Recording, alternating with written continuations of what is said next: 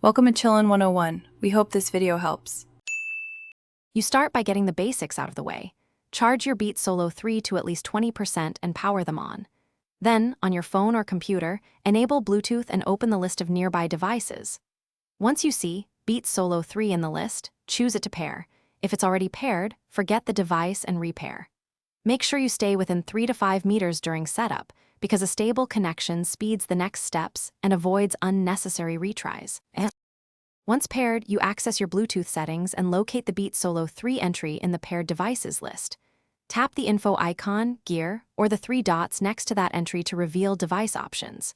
Select Rename or Edit Name. This is where you control what others will see. Type a concise name, for example, My Beats Solo 3 or a personalized handle, and confirm. If the rename option is grayed out, make sure the device is connected and unlocked, then try again. To finish, save the new name and disconnect, then reconnect so other devices see the updated label. Often the change appears immediately. If the name does not update, restart your phone or computer and toggle Bluetooth off and on. Make sure Beats firmware is current.